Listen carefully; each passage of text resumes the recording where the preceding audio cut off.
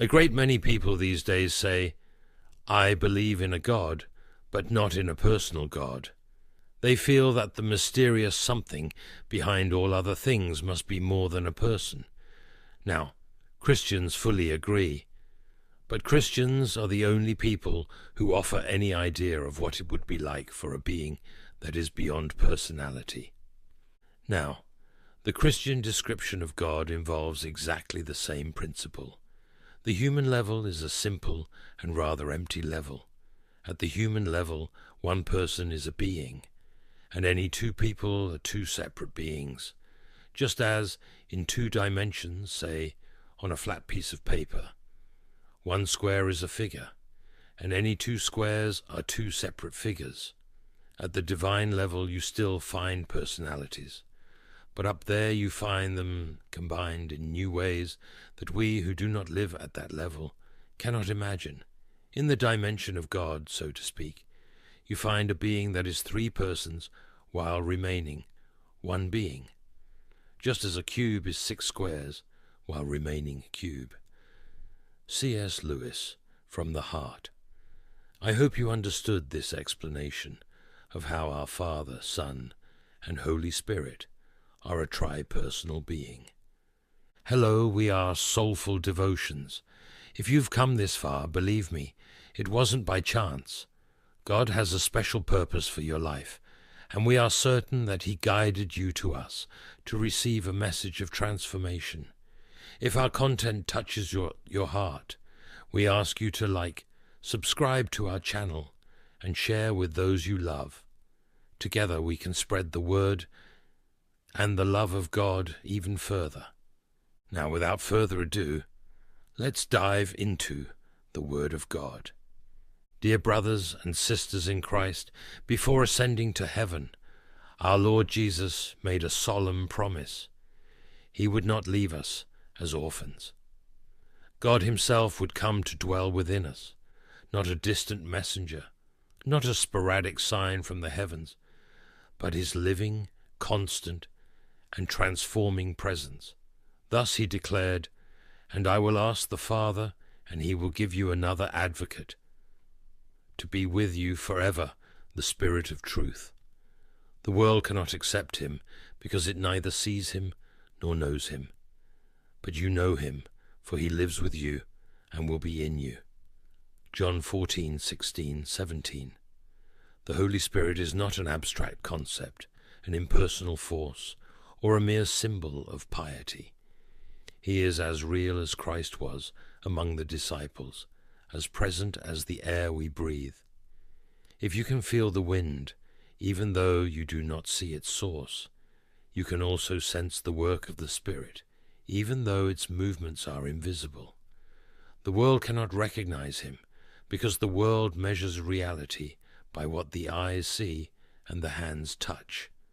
But those born of God perceive that there is a reality far greater than what the senses capture. As Lewis said, "I believe in Christianity as I believe that the sun has risen, not only because I see it, but because by it I see everything else."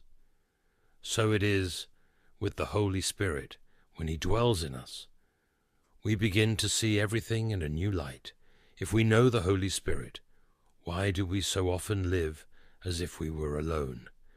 Why do we try to fight our battles without strength, carry our burdens without help, walk in the dark without a guide? The truth is that we were not made for spiritual independence.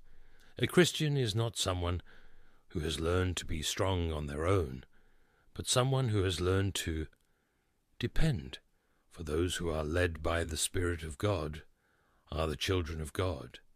The Spirit you received does not make you slaves so that you live in fear again. Rather, the Spirit you received brought about your adoption to sonship, and by Him we cry, Abba, Father. Romans 8:14-15. The presence of the Spirit is not an occasional visit, but an irrevocable adoption. The Holy Spirit is not a temporary guest who knocks at the door and leaves after a while. He is the eternal seal that we belong to God. If, when you pray, your words are few and your mind is restless, do not worry. You are not alone in your weakness, for it is written, "The Spirit helps us in our weakness, for we do not know how to pray as we ought, but the Spirit himself intercedes for us with groans that words cannot express." Romans 8:26. Lewis once wrote about prayer, "We must lay before him what is in us, not what ought to be in us." The Holy Spirit teaches us to be honest before God, to bring to him our real pains and needs, knowing that he understands us better than we do ourselves. If today you feel weak, tired, burdened by sorrows, you dare not share with anyone, know that there is a greater power at your disposal. You were not called to carry your burdens alone, for it is written, "Now the Lord is the Spirit, and where the Spirit of the Lord is, there is freedom." 2 Corinthians 3:17. Freedom is not simply the absence of chains, it is the presence of God within us. The world speaks of freedom as unrestricted autonomy, but that is not freedom, it is illusion. True freedom is being able to say no to sin, yes to holiness, and "you are enough" to Christ. As Lewis wrote, "Infinite happiness is available, but we are content to play in the mud because we cannot imagine what a holiday at the seaside means." The Spirit invites us to something infinitely better than the false freedoms of this world. Christ did not come to merely improve our lives. He came to transform us completely. Often we think of Christianity as a way of moral progress, a boost to make us better. But that would be like teaching a horse to run faster when, in fact, God wants to transform the horse into a winged creature. Therefore, if anyone is in Christ, the new creation has come, the old has gone, the new is here. 2 Corinthians 5:17. This change does not happen by human willpower, but by the action of the Spirit. Christianity is not the religion of do this, try harder, be good. It is the faith of Christ did. The Spirit empowers, surrender, and be transformed. So what does it mean to live in the Spirit? It means walking in communion with God, recognizing his daily presence, depending on him for everything, from big decisions to small acts of love, being guided by the truth. The Spirit reminds us of Christ's words and teaches us to discern right from wrong, being strengthened for spiritual battle. The enemy accuses us, but the Spirit reminds us, if God is for us, who can be against us? Romans 8:31. If Christ ascended, the Spirit descended. The promise was fulfilled. God is not far. Away, he is within us. But the big question is, have we invited him in? The Holy Spirit does not break down doors. As Lewis said about Christ, he knocks at the door, but once he enters, he demands everything. If we want to live the fullness of the Christian life, we must not only recognize the Spirit, but surrender to him. Hand over the keys of our life and say, "Come, Holy Spirit, dwell in me, lead me, transform me," and he will come. For that is the promise, and God never lies. So wherever you are now, whether in the silence of your room, the noise of traffic, or the hurried pace of work, join me. There is no place where God cannot be. There is no barrier that prevents him from entering, except the one we ourselves erect. Open your heart.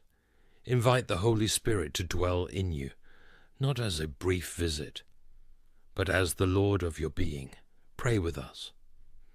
Holy and divine breath, source of all life, illuminator of souls, I come to you with a needy heart, thirsting for your power, longing for the communion that only you can grant.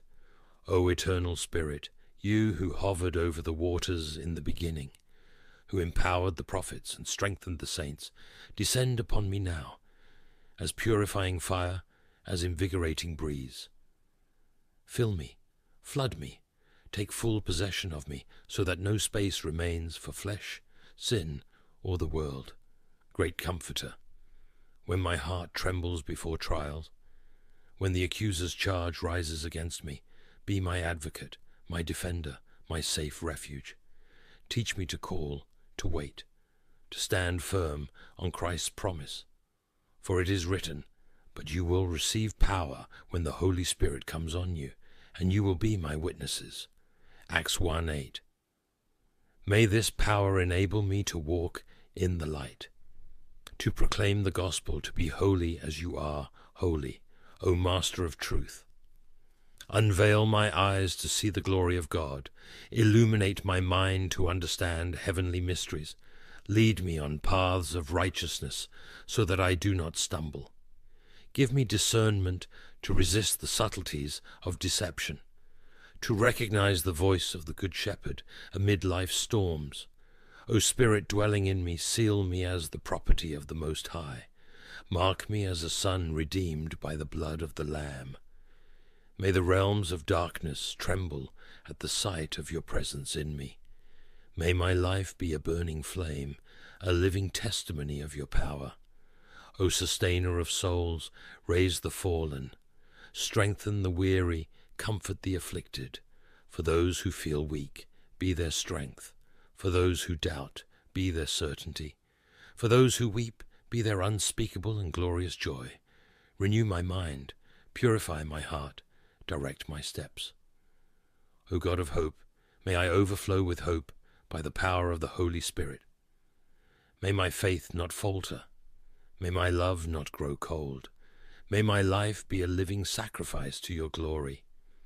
O Sanctifier of the Bride of Christ, prepare me for the day when I will see the face of my Redeemer, when faith becomes sight and the struggle turns into eternal rest. Until that day, may I live by the Spirit, walk by the Spirit, and be fully satisfied in you. In the name of Jesus, my Lord, Amen. If this message touched your heart and brought blessings to your life today, we encourage you to share it with those who need to hear words of hope and love.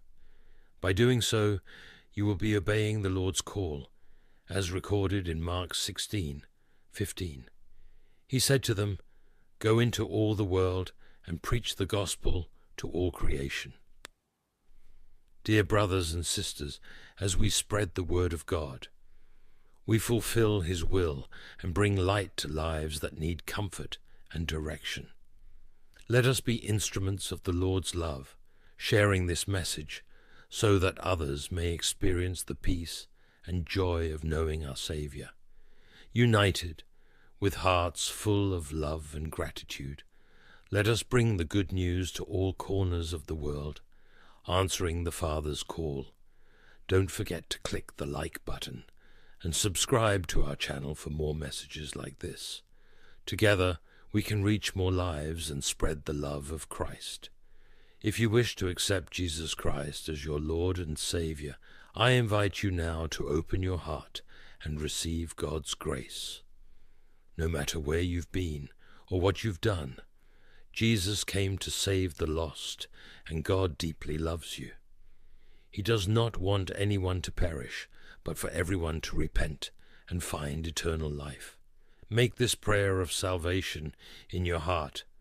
O Lord of heaven, King of glory and Saviour of souls, with humility and a contrite heart, I approach your presence. I am like clay in your hands, broken and stained by the weight of sin, but eager to be shaped by your redeeming grace. O Christ, I acknowledge that I am a sinner, that I have walked paths far from your holiness, that my actions and thoughts have often rejected the splendor of your glory. Today, Lord Jesus, I cry out for your forgiveness. I have no merit to present, just a heart that longs for your transformative touch.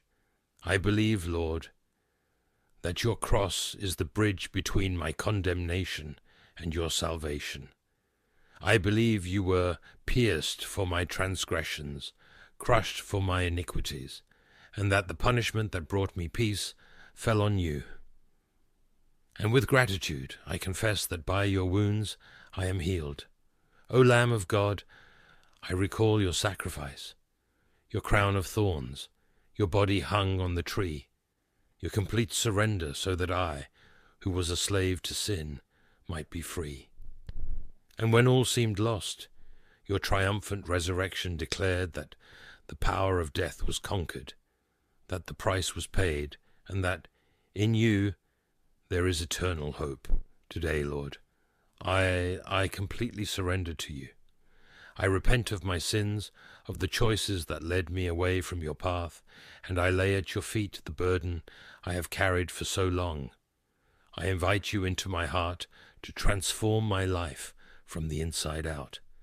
I want to be a new creature, marked not by what I have done, but by what you have done for me.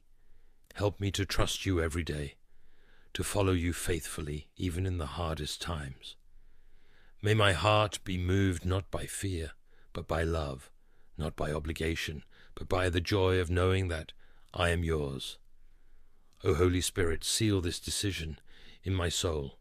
Renew my mind, sanctify my desires, and guide my steps so that I may walk in the light as Christ is the light. Keep me from temptation and strengthen me in the fight against sin. Give me a humble spirit and a heart full of praise, so that my entire life may be a living offering to your glory. Lord Jesus, hear this prayer that springs from a surrendered heart. Thank you for saving me, for calling me by name, and for giving me a new identity in you. May your goodness and mercy follow me all the days of my life, until, finally, I see your face and behold your eternal glory. All this I pray in the name, above all names, Jesus Christ, my Lord and Saviour. Amen.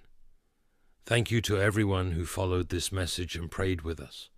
It is an honor to be part of your spiritual journey. May God continue to bless you and your family abundantly. Until the next video, something shifts when God calls your name, not just in your heart, not just in your mind, but in realms beyond what your eyes can see.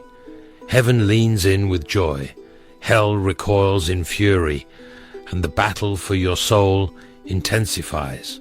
To the natural eye, life might look the same, but in the spirit, a war begins.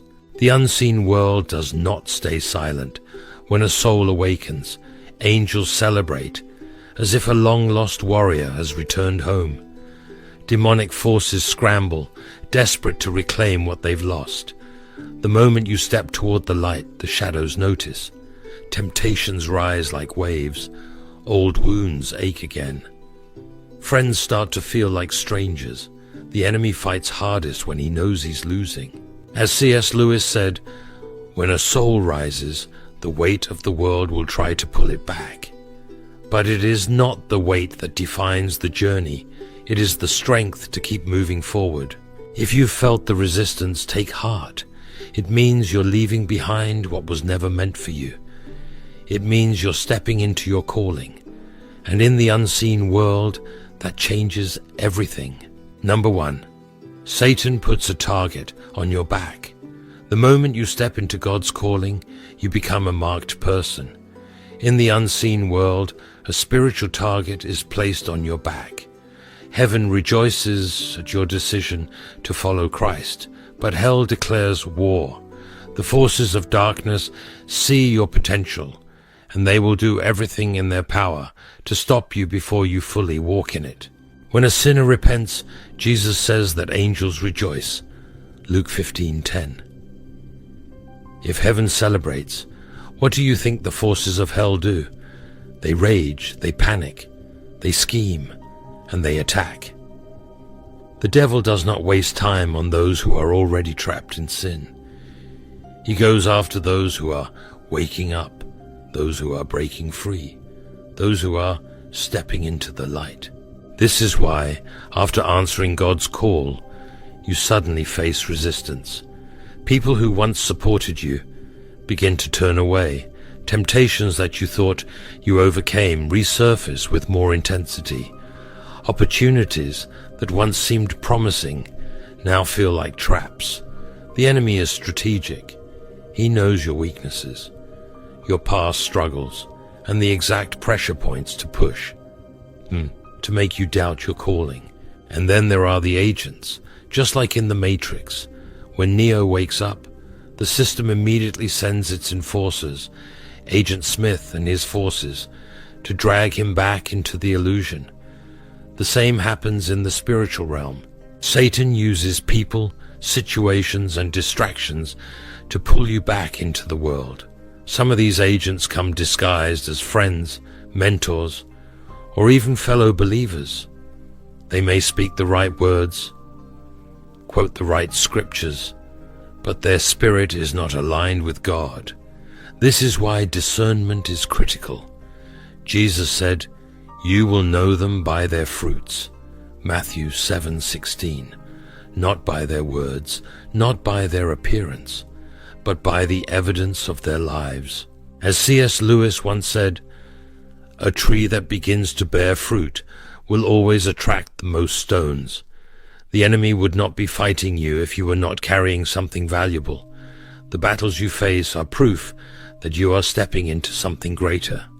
So expect the resistance, expect the attacks, but never fear them.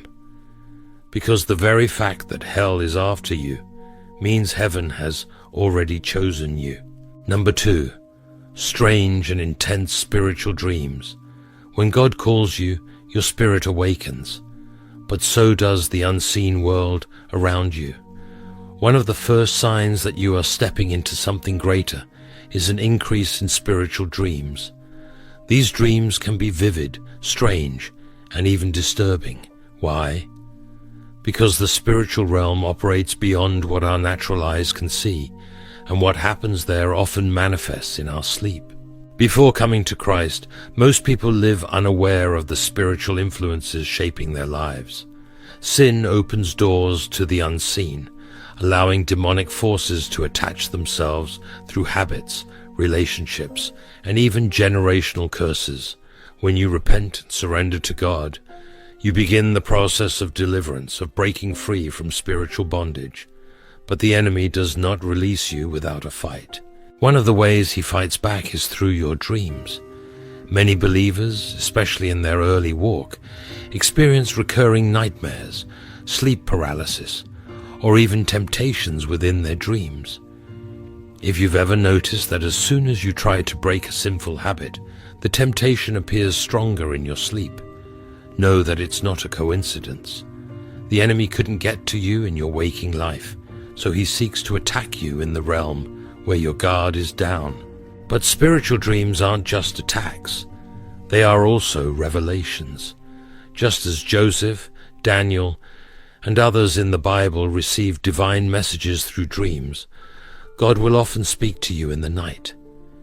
He may warn you about people who mean you harm, reveal hidden battles you need to pray against, or confirm the next step in your calling.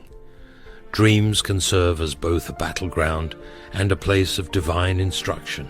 As C.S. Lewis once said, "The mind may rest at night, but the soul never sleeps." What you see in your dreams is often a reflection of the war happening over your life. If you find yourself experiencing strange or intense dreams frequently, it is a sign that something is shifting in the spiritual realm. This is why prayer before sleep is crucial. Your dreams are not random. They are messages, warnings, and sometimes attacks. Number 3, losing friends and relationships. When God calls you, He doesn't just change your heart. He changes your surroundings. People you once walked with will begin to distance themselves, and relationships that once felt unshakable will suddenly feel fragile. It's not always because you've done something wrong. It's because light and darkness cannot walk together. Jesus warned in Matthew 10:36, "A man's enemies will be the members of his own household." This doesn't mean every family member or friend will turn against you, but it does mean that as you grow spiritually, some relationships will not be able to follow you. The reason? The spirit in you now conflicts with the spirit in them. At first, you may not understand why certain people start acting differently. Friends who once celebrated you may now avoid you. Family members may mock your faith or try to convince you that you're being too extreme.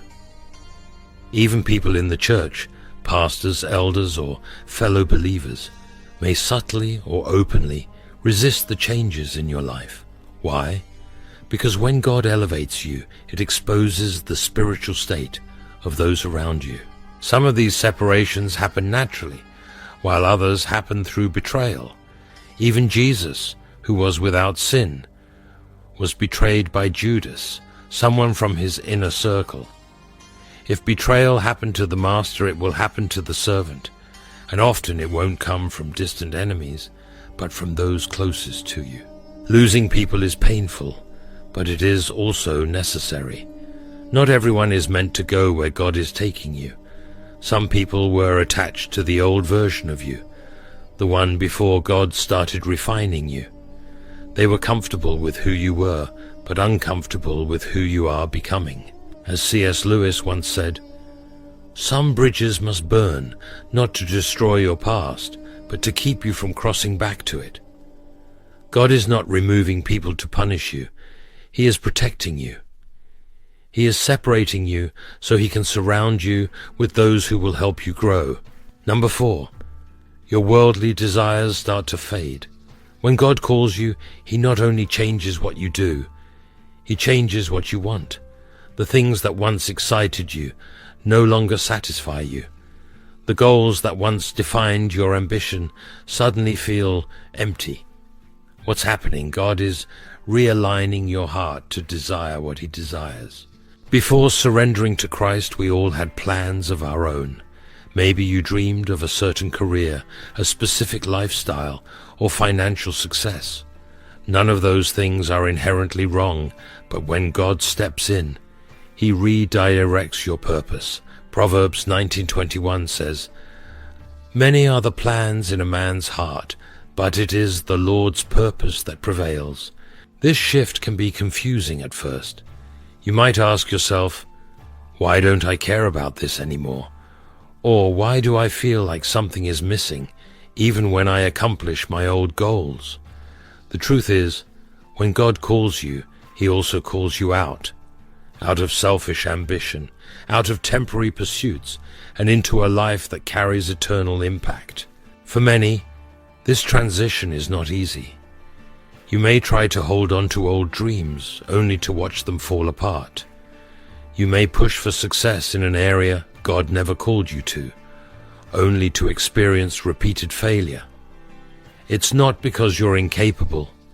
It's because God is blocking paths that were never meant for you. He is stripping away the temporary to make room for the eternal. This is where faith is tested. Will you trust God when he asks you to lay down your own plans? Will you surrender when he redirects your steps? It can feel like loss, but in reality, it is preparation. Jesus said in Matthew 6:33, "Seek first the kingdom of God and his righteousness, and all these things will be added to you." When you prioritize God's purpose, everything else falls into place. As C.S. Lewis once said, "The hands that hold on to yesterday cannot receive the blessings of tomorrow." God is not asking you to give up everything. He's asking you to exchange it for something greater. So if your old desires are fading, don't fight it. It's a sign that you are being transformed. God is leading you away from what was temporary so he can give you what is eternal. Number 5, God starts blessing you with spiritual gifts. When God calls you, he doesn't just change your desires. He equips you with the tools to fulfill his purpose.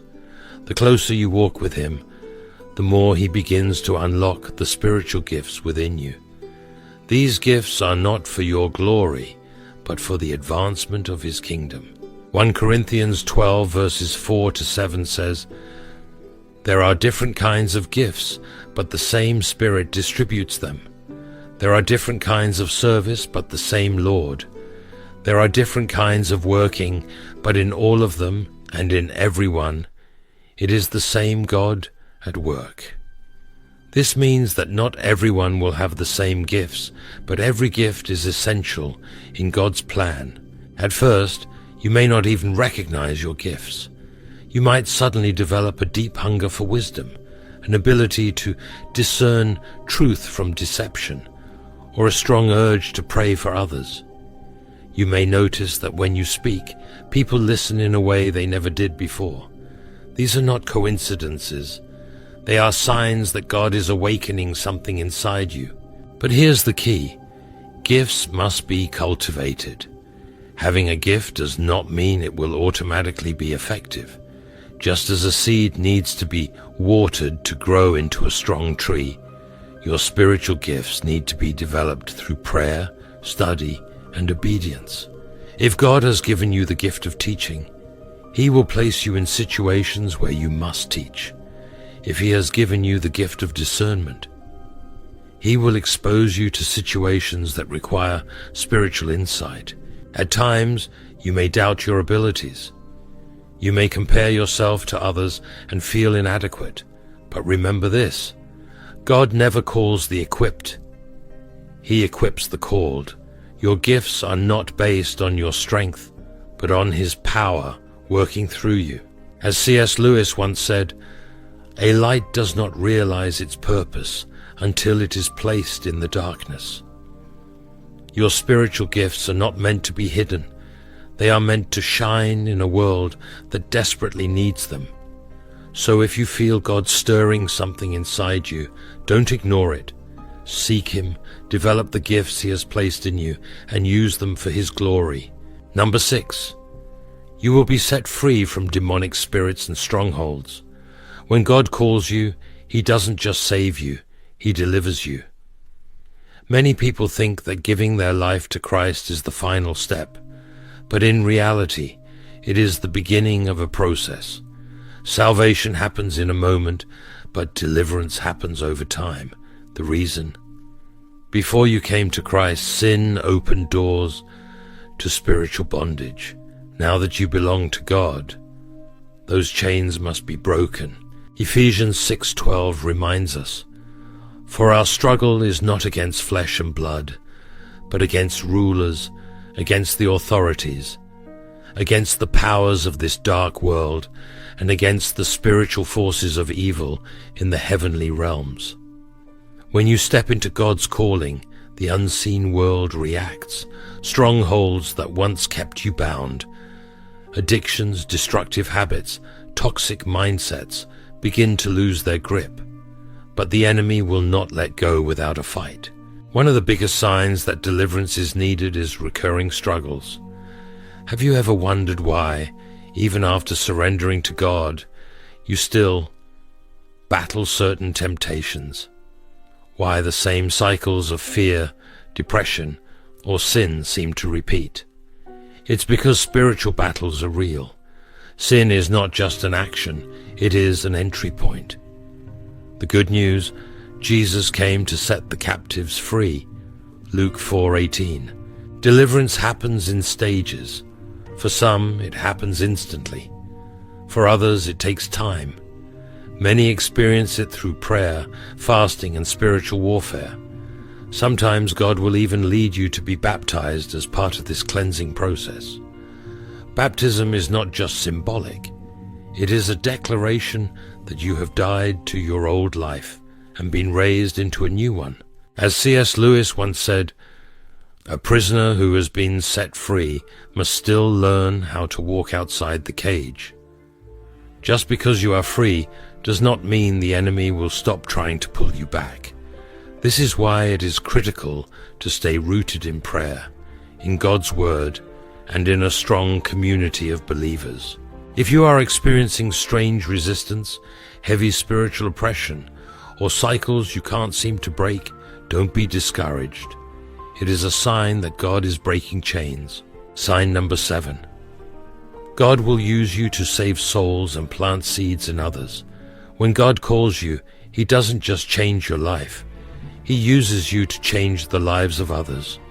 Your testimony, your transformation, and your faith journey become a tool in His hands to reach those who are still lost. The same way someone once spoke truth into your life, God will now send you to do the same for others. But before you can help others, you must first be prepared. 2 Timothy 2:15 says, "Study to show yourself approved unto God, a worker who does not need to be ashamed, rightly dividing the word of truth." This means that before you can pour into others, you must be filled yourself.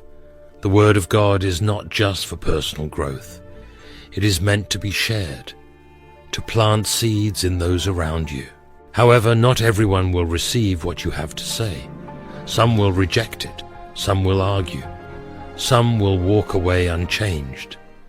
Jesus told us in the parable of the sower, Matthew 13, that when the seed, the Word of God, is planted, some will fall on rocky ground, some will be choked by the worries of life, but some will take root and produce a harvest. Your job is not to force growth. Your job is to plant the seed and let God do the rest. God will open doors for you to share His truth in unexpected ways. It may be a simple conversation with a co-worker, a testimony you share with a friend, or even the way you live your life. People will see the change in you, and they will want to know what happened. As C.S. Lewis once said, "A candle does not have to announce its presence. Its light speaks for itself." When God transforms you, you won't have to force people to listen. Your life will be the proof. So if you feel called to speak, speak. If you feel led to encourage, encourage. If God is stirring something in your heart, don't ignore it. He is using you to reach someone, and that one soul could be the beginning of a greater harvest. If you've felt the weight of spiritual attacks, strange dreams, losing friends, or a shift in your desires, take heart. It's not a sign that something is wrong. It's proof that God is working in you. The unseen world has taken notice of your calling, and while the enemy may try to stop you, he cannot override God's plan. Every battle you face is shaping you. Every struggle is refining you. Every separation is making room for something greater. The gifts God has placed in you are not just for you. They are meant to impact lives, break chains, and bring others into His light. You are not alone in this journey. God is with you, strengthening you every step of the way. So don't quit. Keep seeking Him. Keep walking the narrow path. What you are experiencing is temporary, but what God is building in you is eternal. Your story is not just about you, it's about every soul. God will reach through you. Let us pray. Heavenly Father, thank you for calling me into your purpose. When the attacks come, give me strength. When I feel alone, remind me you are near. Fill me with wisdom, discernment, and boldness to walk in my calling. Let my life be a light that draws others to you. Keep my heart pure, my faith strong, and my steps aligned with your will. I surrender every fear, every doubt, and every battle to you. Use me for your glory. In Jesus' name, amen. Thank you for reading. God bless you. Share this with someone who needs encouragement.